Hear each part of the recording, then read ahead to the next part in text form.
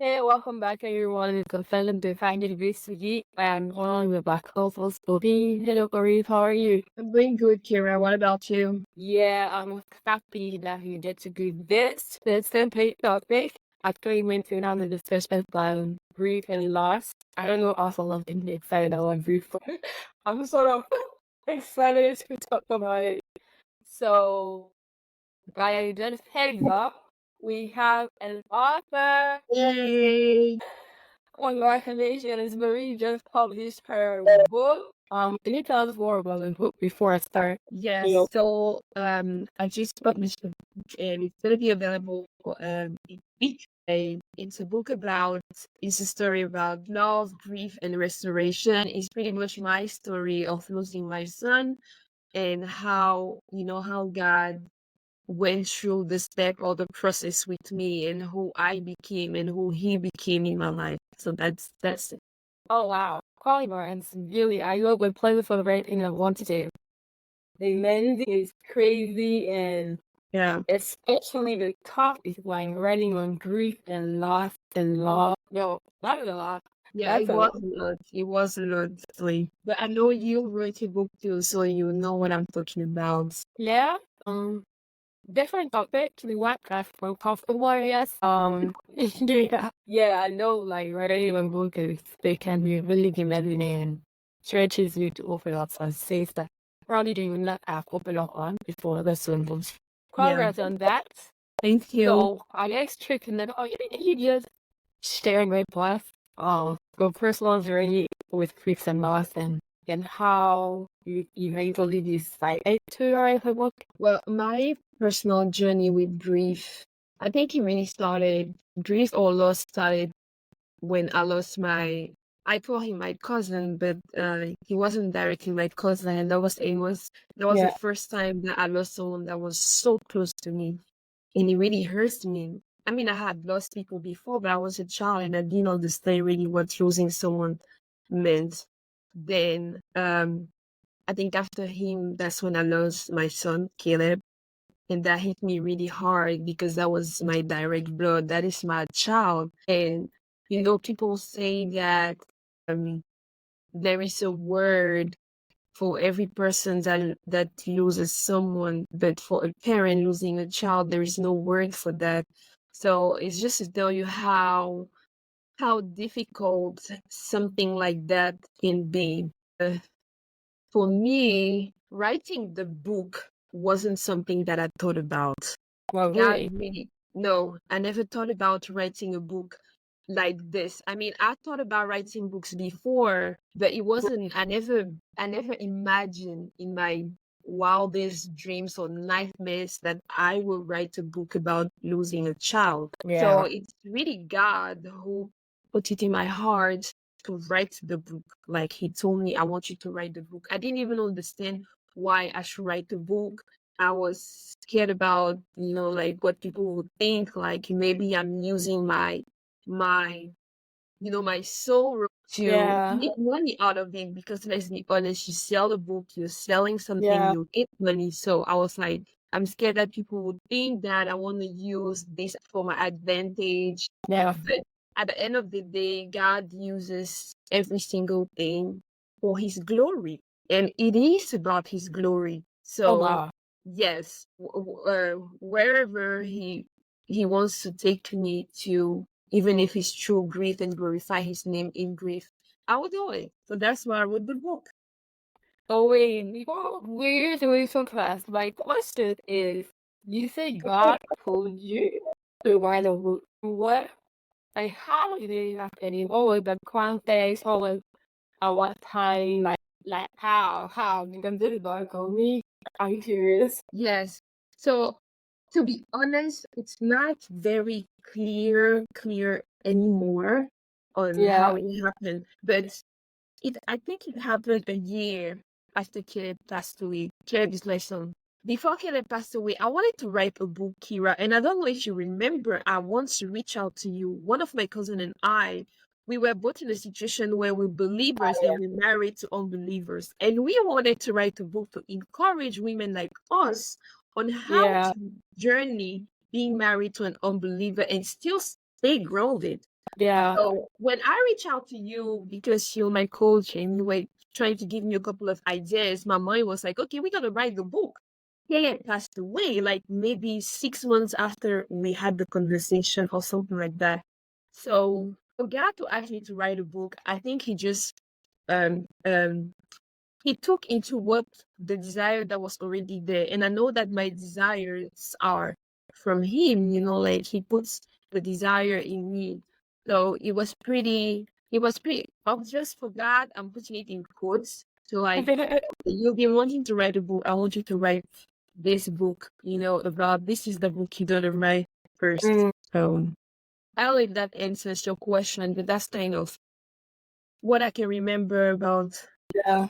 how it started. And what was the initial reaction when you felt like, okay, this is something I want to, were you comfortable with it? I wasn't comfortable at all.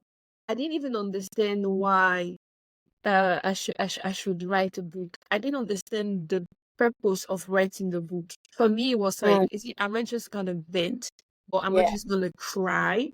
But the more I thought about it, it took me a year, a full year to start writing. So for a full year, I was thinking about a book. And God was Oh, wow. reminding me that He wants me to write a book. The first time that I wrote my manuscript, I was writing without any full conviction. I'm grateful for one of my very close friends who, from the very beginning, she knew about, like God asking me to write the book. And she was behind me, reminding me that God wants you to do this thing. Some I point I did mean, not want to do it, Kira, because it was very hurtful to just put on paper how I felt about it. But the yeah. more I thought about it, the more God made me understand that I want you to tell the God what's my relationship with you in this moment. There's also something very funny is at some point when I was very, like I didn't know if I want to write the book, I was a little bit stubborn. The Lord told me I'm gonna use someone else. I'm gonna use someone else to write this book. I have called you to do this. I want you to do it. But God He has resources. Of And course. yeah. But it was really about me being obedient. This is an act of obedience, honestly. And Mm, it wasn't easy. Nobody has to think that it was easy for me to write. It wasn't easy to be obedient. It wasn't easy to write. yeah. Oh, yeah, my right thing. Like, so, um, I'm serious about the creative process because by my work process, the same thing I wrote a book with, it's a Yeah. devotional. And the first feeling I had to say was, how will I find writing influential? I didn't study theology and that, like Bible school, where I read my cosmos, I by doing devotions, right? I would do like scripturally, finance, and everything like study the text and everything. And I remember I had this scrolls but feeling it was me as bad. The topic I was writing about, I was so uncomfortable writing on things. It's like, why? I want to do this. Well, one way that I probably created was a finding line that you finally, about me as another professional writer. Yeah. Digging and author by writing these quotes. So how you do this? Starting writing, do you like follow a class or just only creative using the list started pricing? So I didn't follow any class. Like I said earlier, I believe that God uses what you already have to make it perfect. The fact that you wrote a devotional about singleness in the world and you said you won't feel qualified, you are qualified or you were qualified because we're going through a period where you're single. Yeah. So the only time that personally I felt like I wasn't qualified is when I was separated from my husband because Yeah. there were things inside the book that made more sense to me being his wife, okay, like being his with him. But then I was like, because I was separated for a full year, we had issues and we got separated. And at that time, I just stopped writing. I felt like, God, I'm not good enough to write this. I'm not even a wife. I'm Yeah. how can I and blah blah blah. But um but then when we got back together, that made more sense to me. And even the fact that we were separated was God's, like it was in God's plan. I Yeah. mean, I know the details. It was really in God's plan. Now, as far as the creative part is concerned, I have always journal. Like I have always, I'm a writer. Like I am, Actually, you can write her. yes, yeah, okay. I would say I wasn't an author, but I've always been a writer. I have a friend who Like says, that. yeah, one of my friends says she reads a lot. She says, I'm a reader, Corine is a writer. And Yeah. in school, I've always had journals, journal team, Yeah. all these things. And I have introduced it to some people that I know. So, like I told you earlier, God uses what's already there. And God used the fact that I had love for writing. So I just wrote, and in the process in itself, I first wrote the first manuscript, which wasn't really good because I held onto a lot of information, a lot of emotions. And I remember my friend literally telling me, like, start over. And I was like, what? And Wow. she said, yes, start Yes, over. wait. It was like, start over. And, when I decided to start writing, I went back one chapter after another to rewrite it. One thing that I kept telling myself in my mind was, and I heard it from a movie, write Yeah. as if no one's gonna read the book. And what it Oh, means is you really pour yourself, But every time I would check with God because people say this of me that I'm very vulnerable. I'm yeah. not I'm putting it words like I'm not scared of putting myself out there. I am very scared, but I guess that's just how I am to, you know, I'm just gonna do it. I'm just gonna say Yeah. I'm weak here, I'm weak there, and blah blah blah. So that was kind of my creative process. That's very interesting to know. And I like it even more when you say you were a writer. And then you've only becoming an author and the fact that it goes in like personal experience, like personal life. So in your book, I believe you discussed on different ways that grief and grief manifests itself. Can you elaborate, or at least from more experience with Jayway, can you elaborate with what were the different manifestations of grief and how it affected you, and in general, how grief can affect individuals? So the grieving process has different stages, if I can call it that way. Yeah, The very first one is shock. Like you are in shock. Your brain is like, no, this is not happening, right? Like I'm gonna wake up tomorrow, I'm seeing. I mean, I don't know what happens scientifically or biologically inside your body, but it is crazy, Kira. yeah, It's like it is just unbelievable. Your body cannot process. So you are in big shock. I was in a big shock. And then from there, I went to being so shocked to be angry. I was mm, angry at God, uh, because for me it was like, God, I trusted you. So like how did you let this happen? And yeah, I even told him I was your best friend. How could you do that to your best friend? And the reason why I called myself his best friend at that time is because, Kira, there was nothing I was doing without God. Like a lot of the times I was just by myself. It can sound really crazy, and it's okay. People think this is crazy, but I'll be there in my kitchen cooking, and the Holy yeah, Spirit will be produce, and I'll be laughing. Like if someone was out there looking at me like, this girl is crazy, but I'm like, no, he just yeah, made a joke and I'm laughing. And things like that. So I was like, man, I was working with you every day. How could you let that happen? I was very, very upset with that. Then mm, at some point, I started feeling guilty about my parenting skills. I remember one day Killer did something wrong and I beat him, okay? And I was like, I was such a bad parent for beating my child, you know. And my husband too, one time he whooped him because he did something wrong. And I was like, we are such bad parents. So I started blaming myself for all the times that I was actually doing something which was correct. I was yeah, disciplining my child. And when I say beat my child, it's not like, like a savage or whatever, but it's really yeah, like disciplining my child in the right way or punishing him in the right way. And I just felt like this wasn't okay. And I really love the fact that the Holy Spirit at that time reminded me, like, you are a great parent. yeah, Like when I even see the way my son was, the way he behaved, because children copy what their parents do. Caleb was such a loving child. Oh goodness. And I always like kudos myself, like, yo, you were such a loving mommy, because Caleb was loving because you were such a loving mom. Yeah. So there was also a time where I felt like blaming.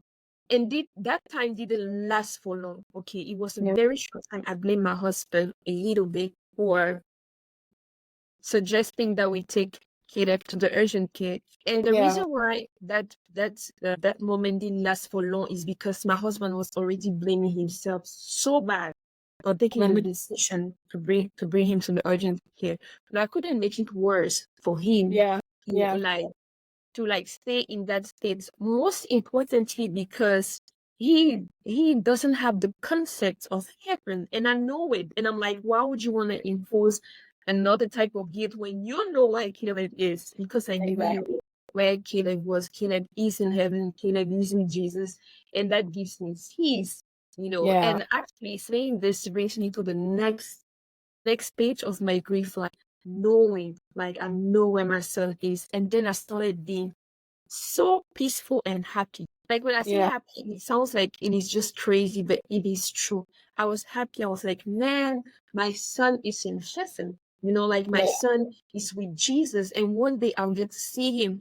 And sometimes I have these movies, and I think that one time you, Kira, you sent me a picture like, but that is just you when you'll be at the entrance of heaven dancing. I'm like, girl, it's gonna be party time, because Yeah. like when I was thinking about, I don't know, I'll just thinking and I'll be like, you left me, like we're gonna crack jokes and everything, and it's gonna be such an amazing time, and I'm happy and I look forward to that. I don't want to die now because I know that there are things that God has, wants me to do, but today, because Caleb passed away, Kira, I see death not as a calamity. It's not the end. It's Yeah. like when I am in Christ, I'm like, the death doesn't scare me anymore. That is just an entrance to something else. And it is, like being in the presence of the Lord and with all the people that I love, that know Jesus and blah, blah, blah. And Yeah. it's an amazing picture for me. That's actually my first one, but he didn't have time for me that. That is so much an encouragement. Like, oh, it's okay, well, yeah, it was the level of joy that is going out of the door. It doesn't sound like the conversation has been tonight, but yeah, I think that's also be with you about being praised and having hope and the fight that we will dedicate. Like Paul said, actually, not anything to us, like for believers. And I'm never heard story that learn how we are, why we live you. Just for the image and the of people who have passed away and get a lot of them for putting out of their body, so like bringing from information for us to come back to the method, etc. And you are like usually like, I love you guys, but there's no way on Corey marking it. And these are like, yo, but I'm bad. How did that come in? Like, this is telling all those joy and just the reflection of me was not in eternity on the other side of eternity who can see it from. And you will not saw you before, so we will have to get on with. I think they take a picture of the truth of what the scriptures say, and it also gives us hope and joy. And I like the fact that like how you requested that how you went through the week on the shop, and your reckless feel that made and finally how you taste and have this and how you communicate that to others, but also me being African, there are so many things that have to get right. So, we didn't even talk about how can pass away. Your body books. We're not going to. We're not going to share everything here about the book because it's there. But what was the reaction from people after your son passed away, and how did it make you feel? And how did you handle the different reactions? So from my African standpoint, it was very difficult. I heard things that were not said to me directly, like things that were really hurtful. Yeah, Maybe, I caused his death because of my actions in the past. that was very hard to accept or to take. But at some point, I started feeling like maybe they're right, and I started asking God, what did I do wrong? But Yeah. once I had the revelation or the answer of God letting me know that it's nothing that you did, or the devil wasn't strong enough to do that. It is my doing. It is in my plan. Yeah. I started feeling, I started feeling free. I started feeling empowered, because if God empowers me, I don't want to be disrespectful again. Who are you to say whatever you want to say? You know? Yeah.